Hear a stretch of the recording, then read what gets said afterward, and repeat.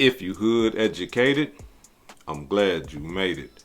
Allow me to unfold my knowledge, wisdom, and understanding from a hood brother's point of view to all of you, here, there, and everywhere. Now check me out. Cincinnati police are sharing body camera video of the moments that led to an officer-involved shooting and killing of a suspect in East Price Hill. And WLWT News 5's Danielle Dindak has been leading the way on this investigation for us. She's live right now, walking us through the video. Hi, Danielle. Hi there, Mike. This video is very fast. We're talking about 6 seconds. 6 seconds from the time that officer got out of his vehicle and fired those shots. I do want to warn you, what you're about to watch could be hard to see. He's got a gun! He's got a gun! On your right! On your right! In a matter of seconds. It all began with a stolen vehicle, a Kia from Edgewood, Kentucky. GPS tracking led the investigation here, a condo complex in East Price Hill. Officers arrived, and Chief Terry Thiegy explains what happened next. All four individuals get out and start running. On your right! On your right! Some in different directions. So officers decide which individual they're going to pursue. One officer decides to pursue the individual who we now know had a firearm in his hand. At some point, the person with the gun slips. They heard the metal from the firearm hit the concrete.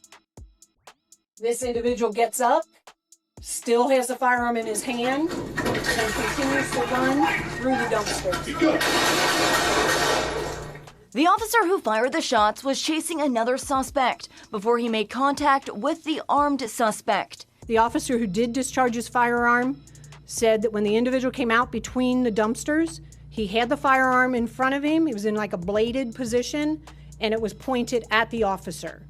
And he felt threatened for his life, and that's why he discharged his firearm. 4 to 5 rounds were fired. The suspect was hit twice, given medical care right away, and died. Thiegy says this is the gun the suspect had. A semi-automatic with an extended magazine, with another magazine in his pocket. Let me be very direct. We cannot allow individuals to flee from officers with a loaded firearm aimed at them. When this happens, the outcome is almost always tragic. Police also told us that a stolen gun was found inside that stolen Kia. At this time, we still do not have the identity of the person who was shot and killed. All police could tell us is that he was approximately 18 years old. Reporting live in East Price Hill tonight, Danielle Dindak, WLWT News 5.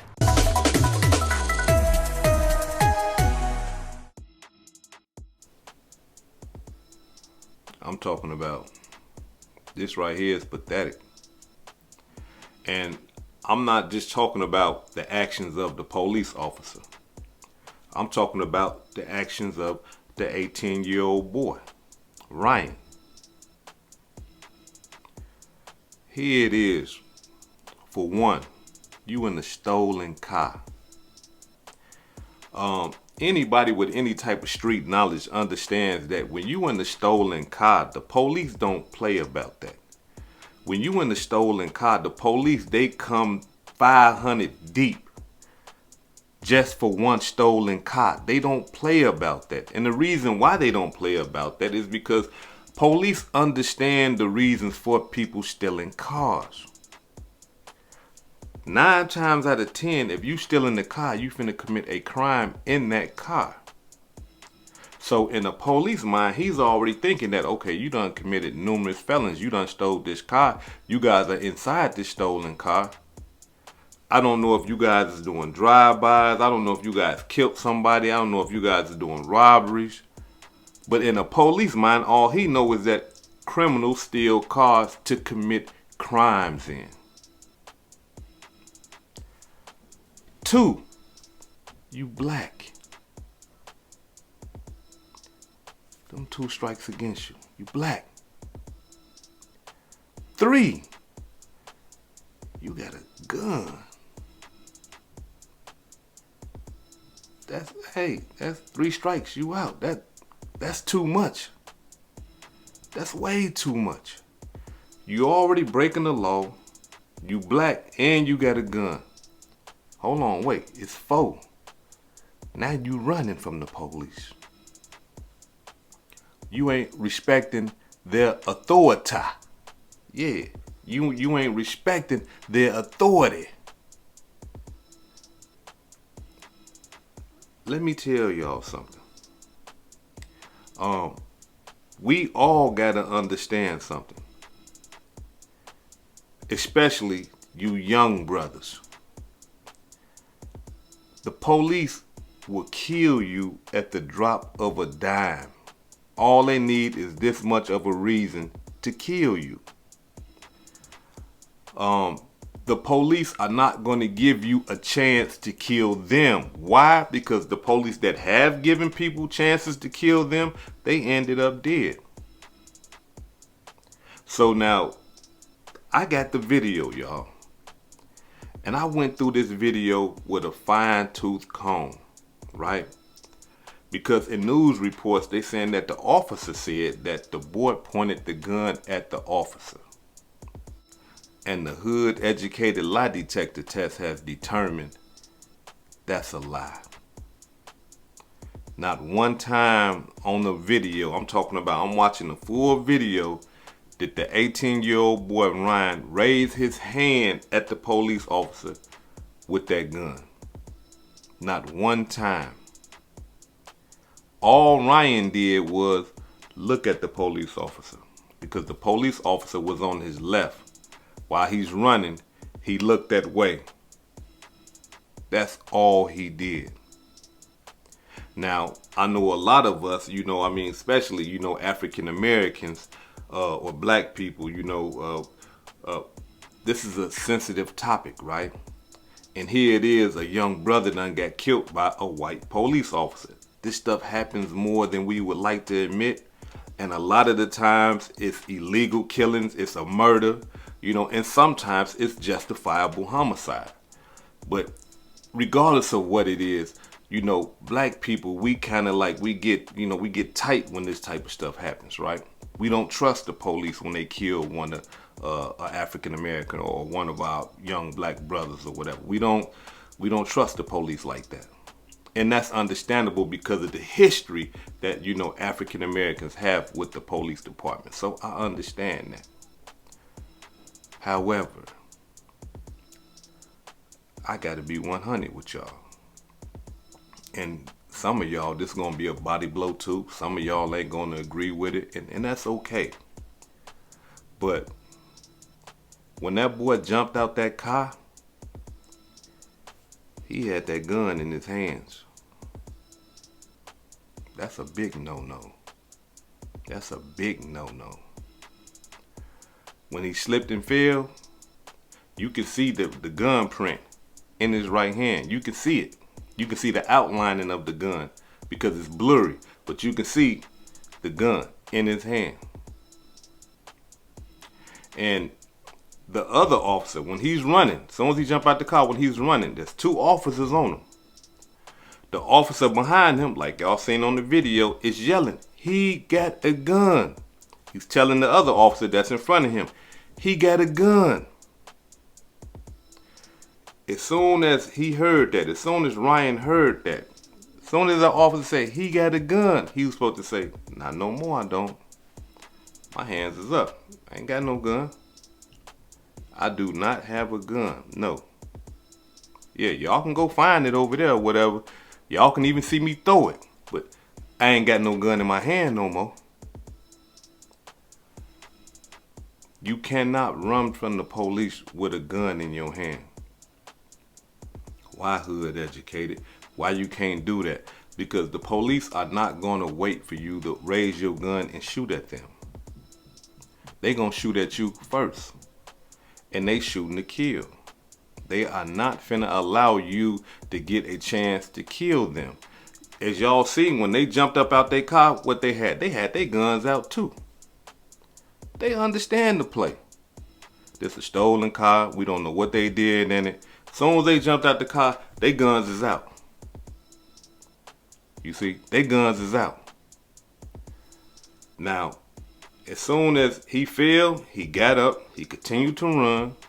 He ran through I think it was a big garbage can right there. So that kind of shielded him from seeing the officer on the left. All he's hearing is the officer behind him saying he's got a gun. And I believe that once he got in view of the other officer, because they running like this, but the garbage can is right here blocking them. I believe once Ryan looked, he was probably shocked, like, damn, it's a police right there too. And when he looked, that's it. The other police seen him with the gun in his hand. He's not finna wait for him to raise his gun and try to shoot him. Boom, boom, boom, boom. Killed him. Rest in peace to Ryan. Cold-blooded demonstration. I mean, 18 years. 18 years old. Rest in peace to that young brother. Making bad decisions cost him his life. Now, a lot of people would say, well, hood educated, you know, the boy ain't raised the gun at him, why he shoot him. Listen, a police want to go home to his family too. He want to go kick it with his kids. He want to go kick it with his wife and his brothers and his cousins and his grandparents, his mom and dad, all that. They want to live too. And you got to understand, especially if you out here being a criminal, you got to understand if you doing criminal activity and you got a gun in your hand, oh yeah, they got all the rights in the world to shoot you down and get away with it. That's just how it goes. As unfortunate as it is, as sad as it is, that's how it goes. Now, those of you who want to view the video footage, if y'all haven't seen it already, hit that link at the top of the comment section. That link, the hood5edu.com. Go to that channel over there. Get you a membership. Check out that video if you into that type of stuff, and check out all the other videos that I got on there. But it's an unfortunate situation, but at the same time, truthfully, this is going to probably ruffle some feathers and stuff like that. I would have to blame the 18-year-old. I would have to blame Ryan for this. For jumping out that car, a stolen car, with the gun in his hand. You can't do that. Like, that's like hoodism 101. That's just like, you know what I'm saying, street knowledge rule number 1. Like, you don't never let the police catch you with a gun in your hand. They gonna kill you, period. Every gangsters, y'all get in the comments and let these people understand what I'm talking about. Please get in the comments and let these people know that I'm not fantasizing or I'm just talking just to be talking. When the police catch you with a gun in your hand and you a criminal and you doing criminal activity, they gonna blow you down. They not finna wait. They gonna blow you down. Period. That's it. And that's what happened. Ryan made a bad decision that cost him his life. But his bad decision don't stop there. His bad decision cost another person their life. Larry Henderson, the sheriff deputy that was ran over by who? By Ryan's father. Check it out. Now leading the way on breaking news, the man accused of hitting and killing a Hamilton County deputy with his car yesterday is now being held without bond. Rodney Hinton Jr. made his first court appearance just about an hour ago, and WLWT News 5's Giacomo Luca was there in the courtroom for that hearing. He is leading the way with what unfolded. Good morning, Giacomo. Tiffany, a very challenging morning in the courtroom. Rodney Hinton Jr. appearing to show no remorse for that alleged attack. As he was being escorted out of the courtroom, he appeared to shout at deputies he's going to be gone forever, though it's unclear if he's referring to the deputy that he's accused of killing or his son, who was killed by a Cincinnati police officer on Thursday. Here's what we learned from court earlier this morning after that tense appearance, surrounded by dozens of deputies inside and outside the courtroom. We're learning more details from the Hamilton County Prosecutor's Office about what's now being called a deliberate attack. Prosecutors say witnesses watched Hinton stop his car outside of graduation ceremonies for students at the University of Cincinnati, then ram the recently retired deputy who was outside his vehicle conducting traffic, ultimately ending his life. Now, the defense explained that this has been an emotionally charged week for Hinton after his son was killed by that Cincinnati police officer on Thursday. Meanwhile, Hinton is going to be held at the Claremont County Jail by the judge's order for his safety until a no bond appearance is set to determine whether or not he'll be held as that judicial process plays out. At the Hamilton County Courthouse today, Giacomo Luca, WLWT News 5. Now, Giacomo, you mentioned that moment when he shouted out, but what was the overall mood in the courtroom during this hearing? We did see so many deputies that were there for it. Tiffany, I've been to a lot of courtrooms for a lot of criminal cases over the last 15 years. I've never seen so many deputies show solidarity like that in the courtroom. The mood was solemn, and certainly the jabs by the defendant in this case as he was exiting the courtroom, the deputies just remained silent as he walked out. Giacomo Luca, thank you so much for that report. Now, according to reports after Ryan was killed, they saying that his father went to the police station to view the camera footage, the same one that I got over there on my channel. And I'm sure, I mean, being that he's a father, like he's seen his son getting killed, and to him it's unjustifiable homicide. Like, you know, he can't see, you know, what we're talking about and the bad decisions that his son made and what led up to the killing and the shooting and all that.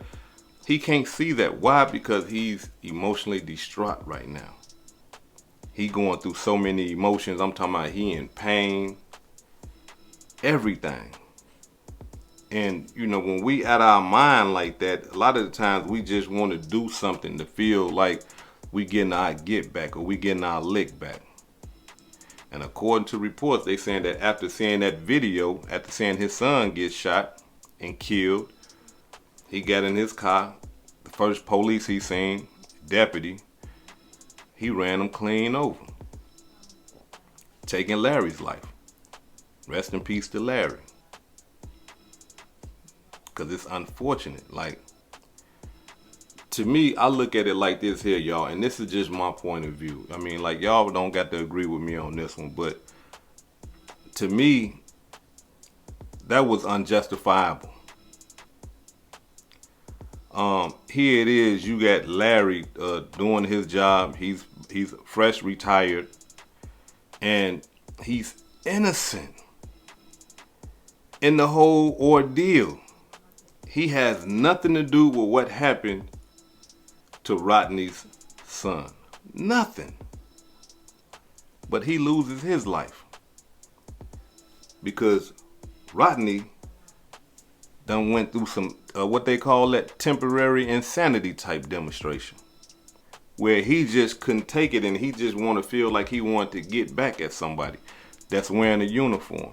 And so he seen Larry. I don't agree with that type of killing right there. And let me explain to y'all why I don't agree with that type of killing. Because here it is. Come on, man. Like, let's just be 100 here, y'all. I know a lot of y'all feel like, you know, it's an eye for an eye, tooth for a tooth. I agree with that type of concept right there. I'm from the Old Testament. I'm not dealing with, you know, turn the other cheek when somebody slap you in the cheek and all that. So I'm not with none of that. You slap me, I'm going to slap you back. You know what I'm saying? And then I go ask God for forgiveness. And you know, I demonstrate with him, you know, when my time come and let him know, hey, you know, but I'm not one of those turn the cheekers. So I understand, you know, the get back. I understand, you know, you're supposed to protect your son and protect your family and all that old type of stuff. I understand if somebody take one of yours, you take one of yours. I mean, that's just my concept. But in this situation right here, Larry ain't do nothing wrong. Larry is not the police that killed Rodney's son. Larry ain't have nothing to do with none of that. And being that he was innocent of all that, I can't agree with that. That's not get back to me. The man that killed Ryan is still alive. Laughing, giggling, eating dinner probably tonight, kicking it with his family, going through some therapy or whatever because he done killed the young boy. you know, but he's still alive. So that's why I can't agree with, you know, just killing anybody. And let me put it to y'all in this type of way so some people maybe can understand a little bit better. That's just like saying, say if me and you got into a fight. I'm talking to the hood educated residents and the guests that's watching me right now. If we got into a fight and you beat me down, I'm talking about you bust my lip, tore my collar up, I'm grass stains all in my head, all you drugged me, dogged me out, right? But it was a one-on-one and you won. After the fight, I go get my gun and just go kill an innocent person walking down the street.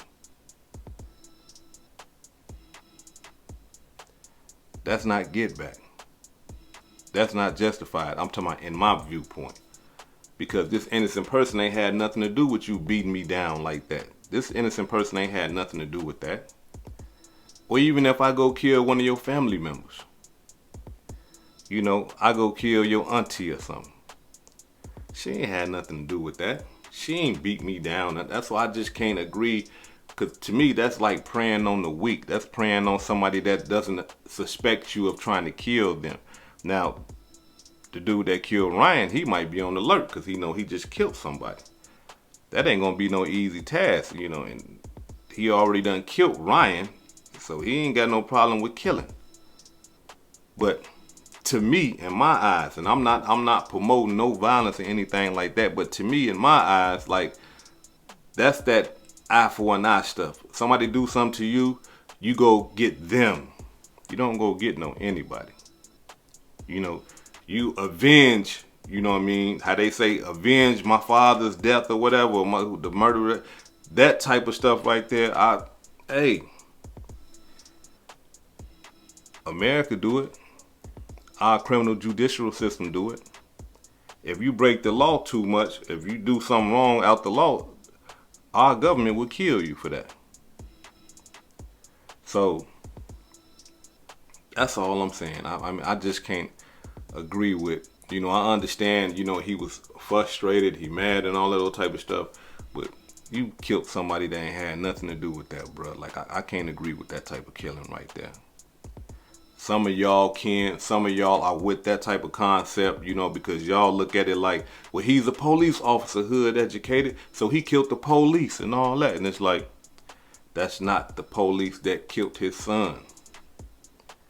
That police was innocent. He ain't did nothing to nobody. I mean, he ain't did nothing to him, I should say. So that's why I don't agree with that. However, allow me to show you how the police, I'm talking about how they stick together.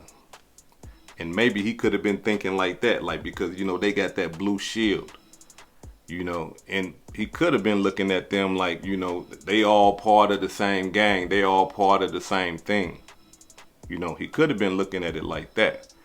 And that's what gave him to justify in his mind that I'm killing any one of them. They all the same. I understand that too. But at the same time, like I said, me, I just, you know, you hit me, I want to hit you back. I don't want to hit nobody else. I want you, the one that hit me. But I don't believe that this brother right here stand a chance, because the way that the police are demonstrating and showing they support, what they call it, showing they support for Larry Henderson, the police that died, it might be good that he's locked up, you know, because it appears that they want to kill him. Check it out.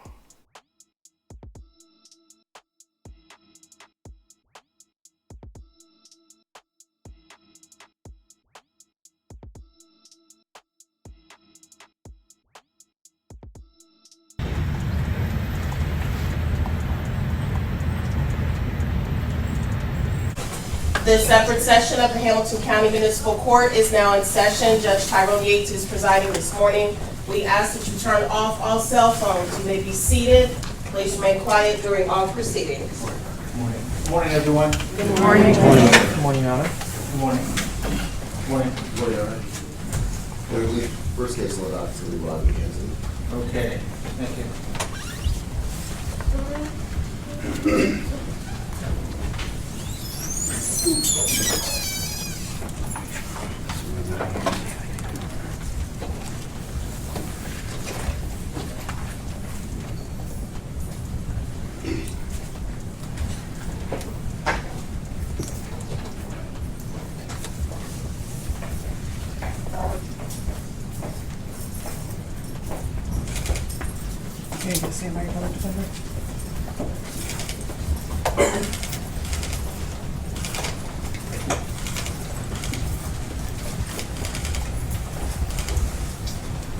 morning, Mr. Hinton. Good morning. He said good morning, Judge. He's very soft-spoken. Okay, all right. Thank you. All right, anything as to probable cause? Your Honor, we'll waive probable cause this morning. I have submitted designations for John Kennedy and Timothy Bicknell. They will be the attorneys of record handling Mr. Hinton's case. I'll be handling the arraignment this morning. All right, thank you. Mr. Prosecutor, or anything as to bond? As to bond, Your Honor, thank you.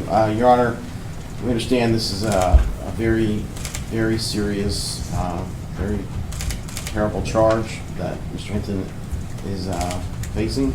He has a risk, but he does not have a history, Judge. He has no felonies in his record. His risk assessment score was a 1. He had a juvenile record. He works at UDF. He's married. He's a father. He's a graduate of Purcell Marion. I understand that this is an emotionally charged situation. I understand that Mr. Hinton's son may have been killed by the police earlier in the week. There was a review of that video. I understand that there is a lot of sadness and a lot of anger in this room right now, but in the community at large. And we just ask the court to set a reasonable bond in light of everything and to allow the constitutional process to play out. All right, thank you. Andy, you've given me a pre-trial services sheet. Is that right this morning? All right, the court has had a chance to review that and his past history. Is there anything from the state through the prosecutor? Yes, Your Honor. Ryan Nelson on behalf of the prosecution. Could you give us more volume, please? Yes, Your Honor. Ryan Nelson on behalf of the prosecution. What we believe that the evidence will show is that yesterday, on or about the 2nd of May, the defendant was traveling, I believe it would be eastbound on Martin Luther King Avenue at MLK, I believe at Burnett Woods, at the intersection, I believe immediately north to the rear entrance of the University of Cincinnati. The defendant stops his car. The defendant, in a way that was calculated and premeditated, lined up his car, deliberately accelerated his car, and purposely caused the death of an on-duty deputy sheriff who was doing a detail at that intersection. As such, we are going to be seeking indictment for aggravated murder, and we would request, in accordance with ORC 2937-222, for a no bond hearing. That rule requires that hearing be set within 3 business days, so we are seeking to set that date on the 6th of May of 2025, that will be next Tuesday. Man, you can feel the hate. You can feel the anger. They looking at that man right there like, look, if we went in front of all these people and if the judge was sitting right there and the prosecutor, man, he might be dead, bruh. They looking at him like, man, we will kill you right now. Like, look, I ain't never seen that many police in a courtroom, ever. And I'm talking about all those police. Listen, if the judge would have said, get him, that man was gone. He was gone. But that just shows us that there is a separation between the police force and the public. This is, unfortunately, like, I mean, it's a messed up murder that, that Larry had to go through. I mean, don't know, they don't agree with that. Don't nobody agree with killing the innocent and all that. But look at how they showed up. They letting us know that, look, hey, you take one of ours, we gonna act like a gang. We gonna act like a mob. You lucky we ain't a lynch mob, because I'm telling you, if they could have got the okay, dude would have been dead, man. They'd have killed Rodney right there. But again, that just shows us the separation between the police department and the public.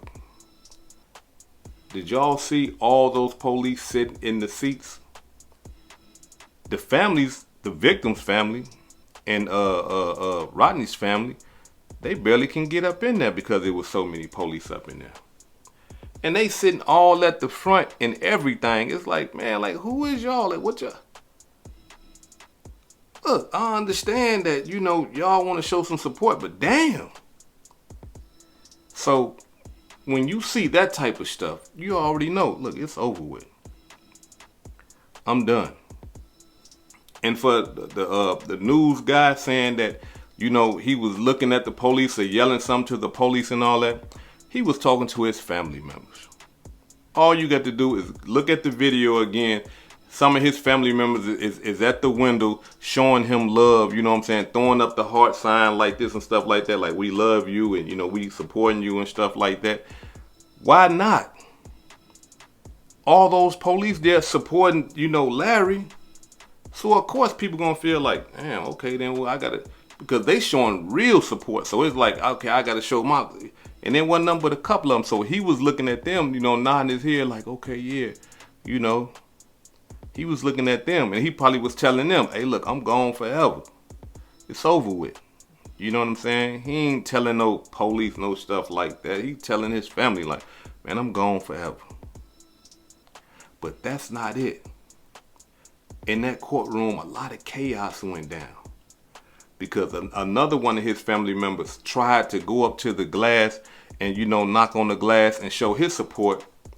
A police walks up and grab him and pull him. And that right there kicked it off. Check it out.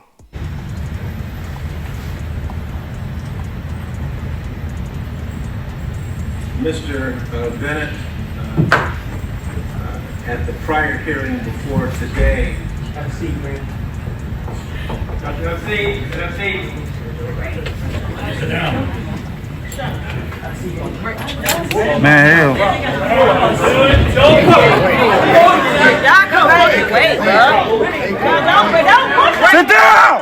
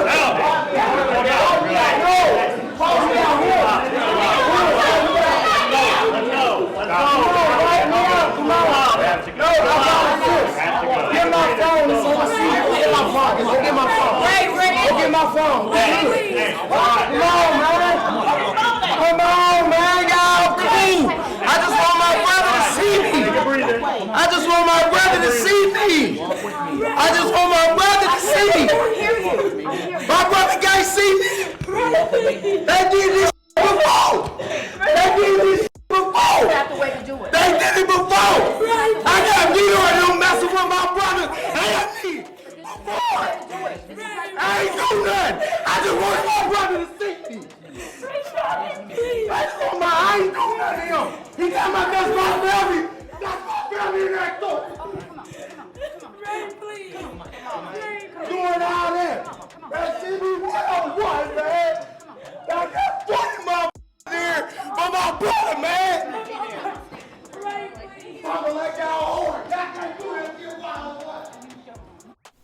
So here it is, like, why would you, look, I understand y'all want to follow law and order and stuff like that, but did not one police move? It was just one police out of all them police. And as soon as he walked up to that brother and grabbed him, you seen all them raise up. For one man. You seen all of them raise up, ready to put in some work. But the way that the police did it was out of pocket. Okay, let's say if the brother was wrong, you know, his brother, Rodney's brother, let's say if he's wrong for, you know, going up to the glass and knocking on the glass or whatever. Excuse me, sir, can you please have a seat? You know, we're trying to see, you know, you're not supposed to do that. Can you just, you know, please have a seat? I want my brother to see me. Okay, well, after he see you, can you just please have a seat after that? But you grab him like he a child and then gonna just point like, sit down. Come on, man. That's why he bucked back like, man, wait a minute, man. I ain't. And that's why he went crazy the way he did, because he understand what's finna happen to his brother. He understand. He know what's finna happen to his brother. And even after that, right, I'm talking about the tension in Cincinnati is crazy right now. Like, even after that, there was a brawl in the courtroom. According to reports, they are saying that Rodney's family got to fighting with the dead police family. Check it out.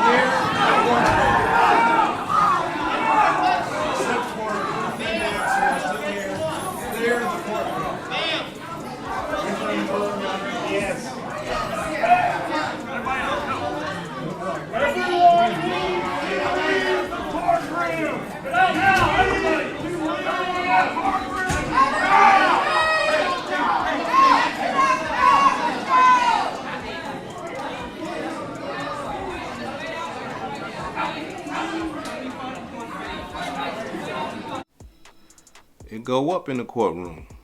It goes up. Everybody emotional, everybody upset, everybody angry, everybody frustrated. It goes up in the courtroom. They throwing down like it ain't no tomorrow in the courtroom. But let's get down to the root cause of this. One decision by Ryan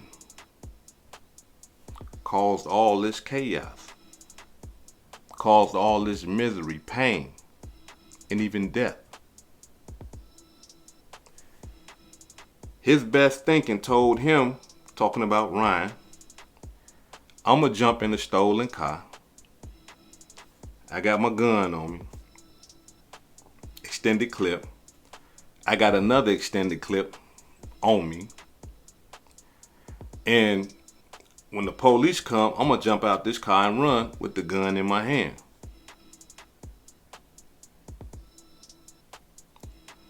Listen, we can't downplay the stolen car and the gun. Why you can't? Hood educated. He 18 years old. He ain't thinking right. Okay, I agree with that. However, we don't know what that boy was doing in that stolen car with that gun. A lot of the times, gang members, they steal cars to do drive-bys in. They steal cars to do drills in. They steal cars to kill people in. And he got a gun. We don't know what they was finna do or what they was capable of doing or whatever. We don't know that. But we do know through history, we do know through historical facts, hood facts, that those are the reasons why guys steal cars. They either use the stolen car and sell it, get some money for it, the parts and all that, get it chopped up, or they use it to commit crimes in. And they got guns in the car. He had a gun and they found another gun in the car. Not only that though, like I said, this boy right here is running with a gun in his hand. That's a no-no. And that right there, that backwards thinking right there, cost him his life. Which led to Deputy Larry Henderson losing his life. Which now is leading to his father possibly losing his life. To the penitentiary. Doing life in the penitentiary. If he don't get a temporary insanity plea, which I highly doubt that because the police done died. But allow me to say this before I depart, y'all. Had his father got him before all this happened, it probably wouldn't have never happened. And so that's why I got to speak to the legal guardians and the parents right now today. If you see your son with a gang, you see your son on his social media sites, you know, gang banging, if you see your son doing all that type of stuff, then you have an obligation to correct your son. You have an obligation to pull your son away from that type of stuff. You see your son on there with guns and all this old type of stuff. You have an obligation to save your son. Because if you don't, everything that happened to Ryan, everything that happened to Rodney, you are not exempt from. You are not exempt from none of that. Because your son can possibly do the same thing that little Ryan did and put you in a jam. I don't understand how these kids, these teenagers is running around here with 100-round drums, switches on the guns, extended clips, Dracos, AR-15s, and the legal guardians don't know nothing about it. I don't understand that. Go search them rooms. Go flip over some mattresses. Look in some drawers. Check the closet. Search him when he come in the crib. Come here, boy. Hold on. What's this? Hey, whoa, what, boy? What the hell you doing with this? You got to get. I'm talking about. You got get involved in your children's lives. They ain't got no secrecy. They ain't got no privacy. Not as long as they living up under your roof. Get up under them. See what's going on so you can protect them from what happened to Lil Ryan. So you can protect them from another gangbanger killing them. But it got to start with the parents. We are the ones responsible for our children. We see our children doing something wrong when they was kids, what we do? You whoop that ass. You doing something wrong? They get a spanking. So now when they get older and they do something wrong, if you can't spank them, correct them. Give them some wisdom, knowledge, and understanding as to what they doing and what could possibly happen. Because if we don't, y'all, I'm telling you, if we don't, we are not exempt from our child becoming Ryan. We are not exempt from the father becoming Rodney. Therefore, we got to be proactive. We got to be involved. We got to stop treating these kids. We got to stop acting like we don't see what's going on. You see your son gangbanging. You see your son, as soon as you see him or her, come here. No, boy. Let me sit you down and break all this stuff down to you. Let me show you where you finna be headed. And you got prime examples. You can show him, hey, you see you in that gang over there, you a vice lord, right? Yeah, okay, now you see Lil John did. You see Lord Tay did. You see Buki did.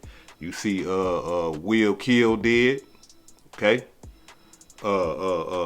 Ray J locked up for life. All right.